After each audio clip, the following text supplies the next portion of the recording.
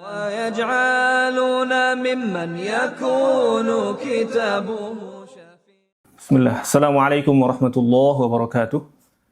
Alhamdulillahi rabbil alamin. Wabihi nasta'inu ala umuri dunya waddin. Wassalatu wassalamu ala ashrafil anbiya'i wal mursalin. Nabiina Muhammadin wa ala alihi wa ashabihi ajma'in, amma ba'd. Video ini Ana tujukan kepada seluruh wali santri yang putra dan putrinya sedang mondok di asrama di ma'had ini. Jadi baik yang MI asrama, SMP, IM, baik ikhwan ataupun akhwat. Kecuali untuk wali santri IM yang beasiswa yang sudah menandatangani akad pada tahun lalu, maka tidak termasuk yang Ana tujukan video ini kepada mereka. Wali santri sekalian yang semoga dirahmati Allah Subhanahu wa Ta'ala, sekitar 1 pekan yang lalu di hari Selasa tanggal 6 Mei 2025, maka Ma'had sudah mengundang Bapak dan Ibu wali santri sekalian ke dalam pertemuan online melalui Zoom meeting, ya, dan di sana telah dijelaskan oleh bendahara yayasan dan Ma'had, yaitu Ustadz Abdurrahman Al-Ghifari, terkait dengan hal ini, yaitu terkait dengan sosialisasi akad untuk tahun ajaran 2025-2026. Jadi intinya Bapak dan Ibu sekalian, bahwasanya Ma'had telah menetapkan sebuah aturan yang mungkin tergolong baru, bahwasanya seluruh santri asrama yang hendak melanjutkan mondok di Ma'had Tahfidz Sahabat Quran Ibnu Mas'ud Yogyakarta ini di tahun ajaran 2025-2026, maka wajib menandatangani akad atau surat perjanjian yang dikirimkan oleh Ma'had. Ya, isi dari surat perjanjian tersebut kurang lebih adalah bahwasanya santri tidak akan keluar dari Ma'had di tengah tahun ajaran. Jadi kalau ingin pindah ke sekolah lainnya, maka bisa pindah di akhir tahun ajaran atau di bulan Juni 2026. Ya, jadi sebelum itu tidak boleh pindah. Kemudian apabila memaksakan untuk pindah di tengah tahun ajaran, misalnya di bulan Desember 2025, ya, atau di bulan-bulan lainnya sebelum habis genap 1 tahun ajaran, maka di sana konsekuensinya adalah tetap membayar biaya bulanan atau SPP sampai sampai bulan Juni 2026, baru kemudian kita bisa berikan surat pindahnya. Akad ini insya Allah tidak menyalahi syariat Islam, karena yang pertama, al-muslimuna ala syurutihim.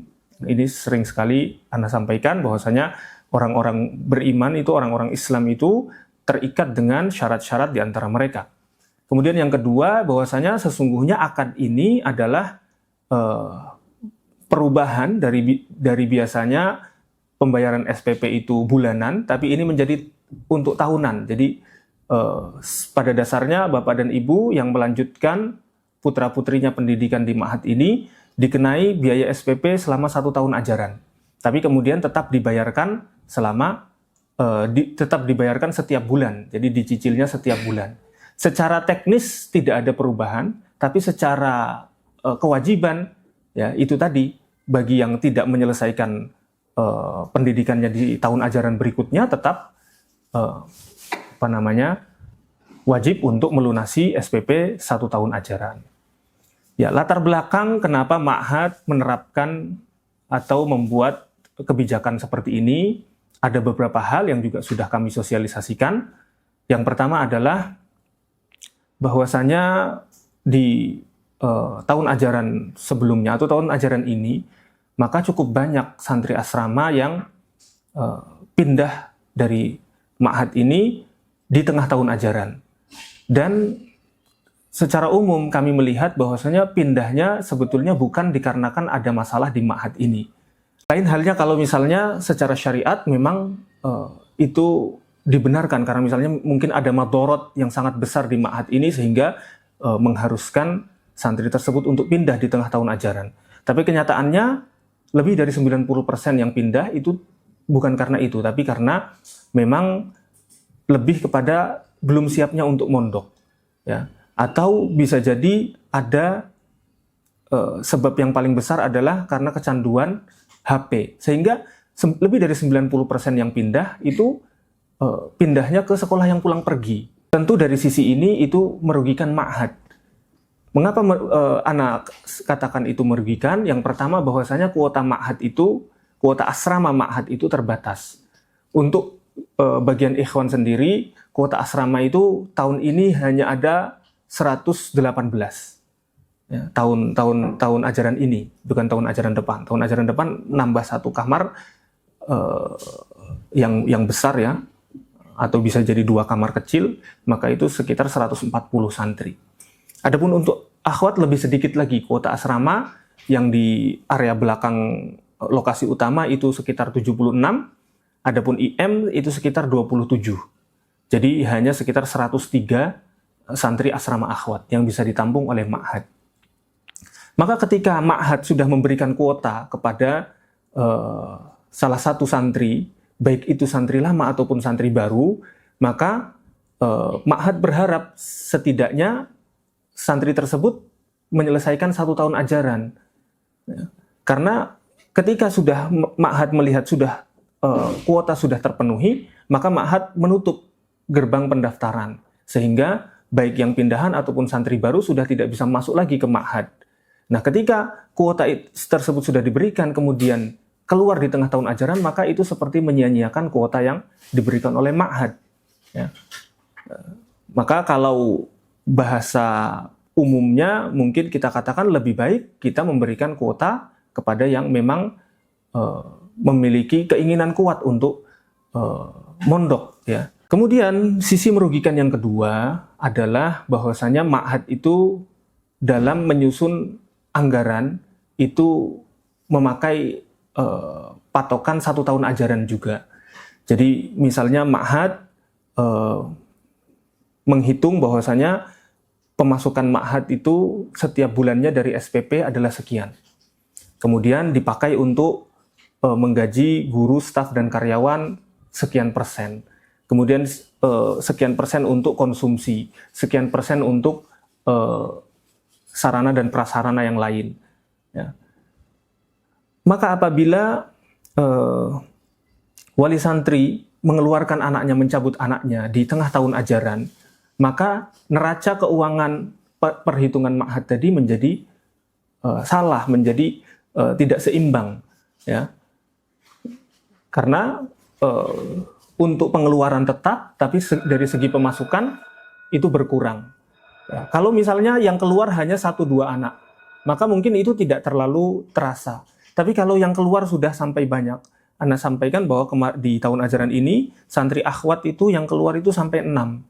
Dan semuanya itu ke sekolah yang pulang pergi.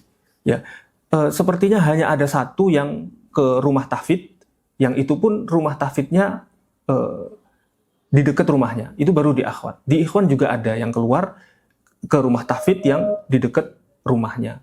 Jadi persoalannya sesungguhnya bukan ada di ma'had ini, tapi Anda melihat lebih banyak persoalannya adalah di rumah, terutama itu adalah dari segi penggunaan HP. Kemudian kembali kepada neraca pemasukan dan pengeluaran ma'had tadi. Ya. Jika kita belak-belakan bahwasanya ma'had ini bukanlah ma'had yang bonafit yang orientasinya pada profit dan keuntungan, ya. Tapi tetap di sana dari segi perhitungan kita tetap menginginkan adanya profit margin. Hanya saja marginnya itu sangat tipis, ya, sekitar 1/13 dari pemasukan. Ya, 1/13 berarti tidak sampai 10% dari segi bulanan. Itu dengan catatan bahwasanya seluruh wali santri membayar biaya SPP dengan tepat waktu.